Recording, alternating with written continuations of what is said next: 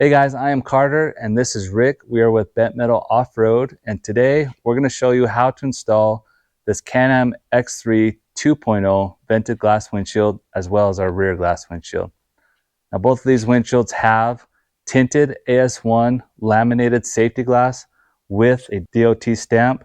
It's a powder coated aluminum frame. This one has a textured black finish with desert tan sliders.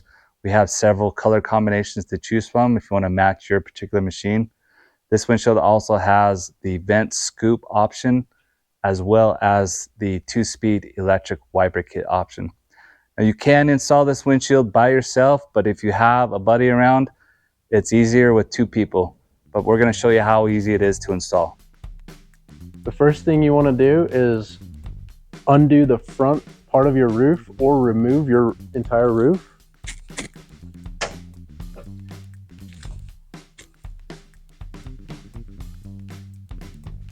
Now all of our windshields are designed to fit the factory cage without intrusion bars. So if your machine does have intrusion bars, you want to go ahead and remove those first. Now you'll want to slide the top of the windshield up under the front part of the roof, and then make sure you get it high enough to clear the hood plastics.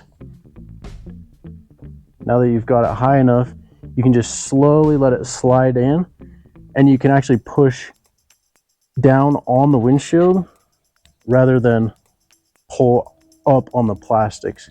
And just watch this top corner here.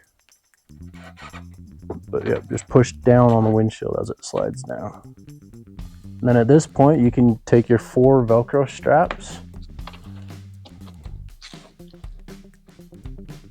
to secure it. So there's 2 on the bottom, and then there's 2 on the top. Now this is the factory Can-Am aluminum roof, and these straps just feed through the slots on the top of the windshield and wrap around the cage.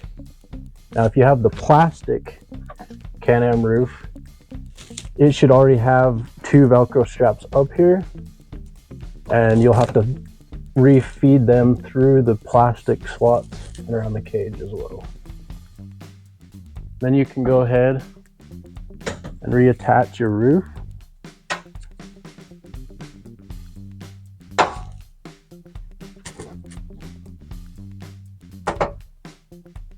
Now some of the most common questions we get about compatibility with other accessories are about the roofs and the side mirrors.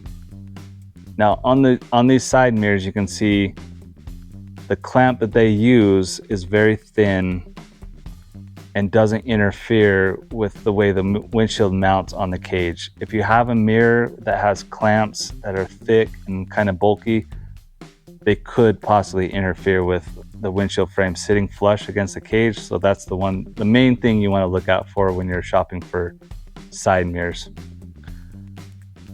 The roof, we tried to make our windshield as compatible as possible with almost any roof on the market. Some of the things you want to look out for is if you're ordering a wiper kit, there are some roofs that extend down on the windshield frame further than this one, and so it actually would cover where the wiper motor would mount. So if you're planning on adding a wiper kit, that's the one thing you want to look for on the roof. But if you have specific questions about a roof that you're unsure about, just give us a call and we can confirm whether or not we think it'll fit. But most likely it will work with our windshield. Now if you're unsure about any other accessory that you might have, like a cab enclosure or a light bar or heaters in your cab, just give us a call and we can confirm whether or not that specific accessory will work with our windshield. Now we did want to mention that both the front and rear windshields will work with all Can-Am X3 models, both 2-seat and 4-seat, no matter what trim level you have, just as long as it has the factory cage. Now this, like the front, has the laminated safety glass. This one's been powder coated in a desert tan finish. Having a rear windshield will help keep dust out of the cab, as well as help reduce the engine noise. Now this rear window actually mounts from the inside of the cab. You want to make sure that the logo is facing inward. just kind of roll it over the top of the seats, set it in place, and just kind of work it until the gaps are kind of filled and sitting good.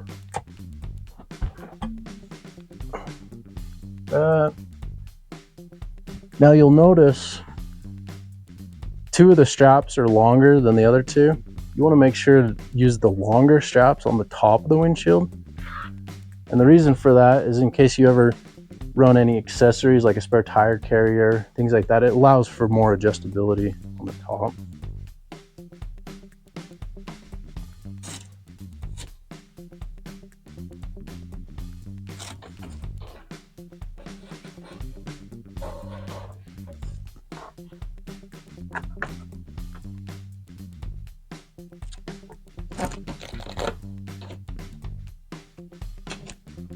Now the reason for this vent flap is there's actually a rear intercooler on the back of the machine. So if you open the vent flap, it'll allow some air to get to that rear intercooler. If you have the Can-Am snorkel kit on your machine, there's a plastic piece here that mounts that won't allow you to open and close the vent. So you could either have it open all the time or close all the time, or you could move this hinge and the vent flap to the back side of the windshield frame, and that will allow you to open and close it freely without interfering with anything on the snorkel kit. Now, just like the front windshield, we tried our best to make the rear windshield as compatible as possible with other accessories. You'll notice that we have the S&B particle separator mounted up here.